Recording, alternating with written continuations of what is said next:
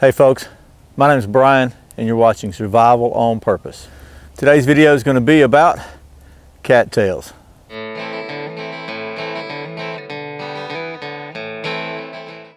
Okay folks, so today's video is going to be another one about fire resources. Today's going to be about the famous cattail.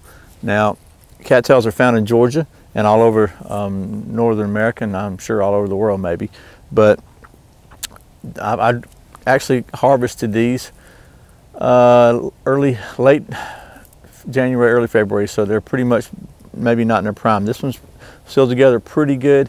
It's got a little bit of breakage on it right here. And then I've got some that are really went to furry on us. They're kind of got all the fuzz and stuff hanging all off of them. So thought we'd try several different ways of starting a fire with this.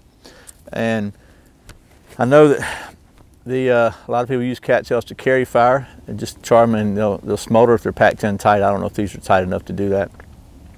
I can tell you that you might get wet getting some of these if you find them. Don't ask me how I know that, but they're not super prevalent around here, but I was able to find some. So let me readjust the camera and we'll try a couple different ways of using cattails for fire. Okay, so it's getting kind of dark on me here, so I'm going to try to hurry this up a little bit. First thing I want to do is take some of this cattail, this fluff that's just already gone to fluff here. I'm going to break a piece of this off, and I'm just going to see how well it catches a spark and what it'll do for catching a spark from a ferro rod. So without further ado, let's give that a shot.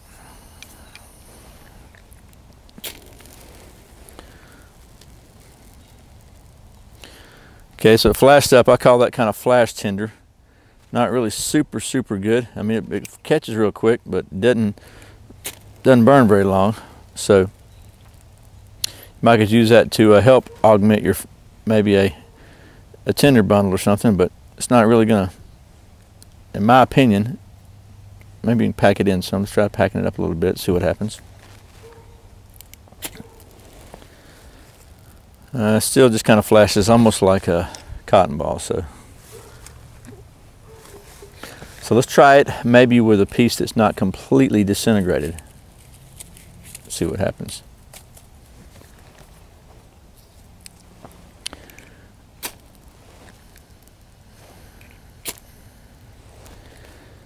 All right, same thing. Okay.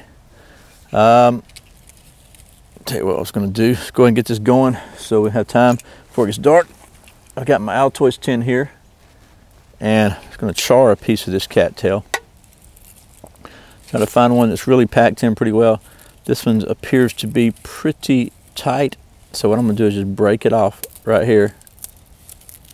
I don't want to, if I can help it, I don't want to mess this up, so maybe I can cut it in half and try to use that piece that's still reasonably compact. Well, you can see it's just absolutely expands out. So anyway, it's alive. Okay, so it's still let's see if we can get it in here before it completely. Don't know how this is going to work. We're going to give it a shot. Put it in here and close it up.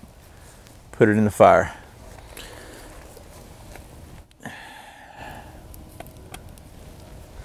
$6:29. Give it about 10 minutes. Hopefully it won't be too dark. So next, what I think I'm going to try to do is see if I can get the uncompressed in here to take a spark and see if it'll smolder. Don't know if that's going to work or not, but give it a shot too. That's not what I wanted to happen. That's not working. So try one more thing. Okay, so next I want to stick this one that's only pretty intact. See if we can get a fire smoldering in it and see how that works. Okay, so you can see the loose fibers burn off pretty quickly, but I want to try to get the end of it just kind of burning and smoldering here, and we'll see how long it catches.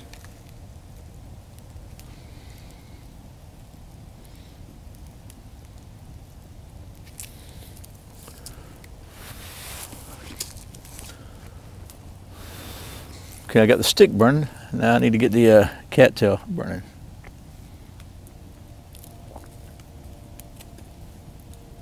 The goal here would be to create just an ember in it that'll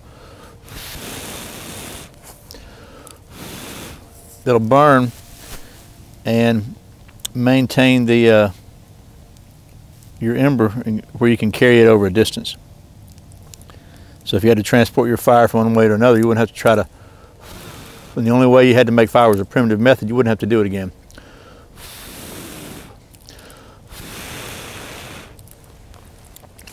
Okay, so we've got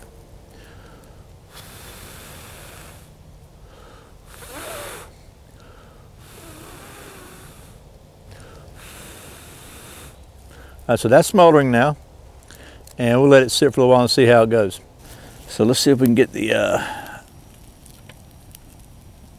it's been about 15 minutes now.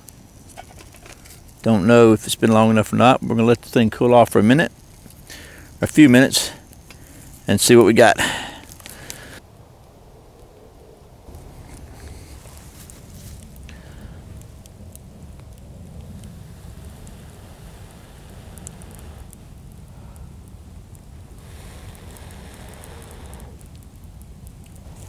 Okay, so once again it's getting dark. Let's just try about 15 minutes, and can't really tell if it feels crunchy, like it's all charred. So we're going to do a quick test with a ferro rod and see if it'll take a spark and hold it from charred. So see how well this thing takes a spark.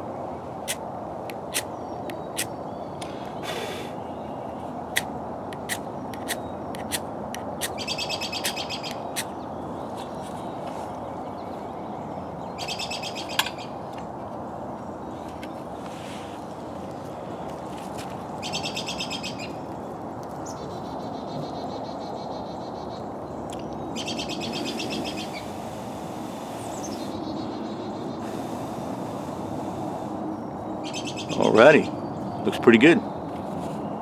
So you can see that in a charred form, takes a spark and holds a spark very well.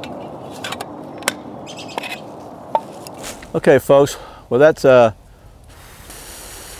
cattail as a fire resource, and I think what I just discovered is it works very good for holding fire. This has been going for, gosh, 15 minutes already, and still going strong. It's probably got a couple of hours worth in this one cattail. But this is in the very compacted, unopened state.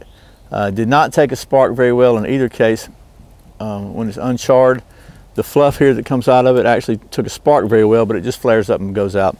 But in a charred condition, and I might let this one go out now, but it absolutely takes a spark and holds it very well, and be really good for putting in your tinder bundle. So hope this has been helpful. If you can find some cattails, always good to collect it as you go along. If you see some, go ahead and grab it, because it's not as prevalent here in Georgia maybe as it is in other places. But cattail, another fire resource. All right, well, as always, I appreciate you watching. Thanks for your comments. If you have anything to add or any additional suggestions or tips regarding cattails or anything else, be sure and leave a comment below. I really appreciate it. Thanks for watching, for subscribing, for liking and sharing and all that good stuff. And my name is Brian. You're watching Survival on Purpose. Remember, survival's not an accident. So be prepared. See you next time.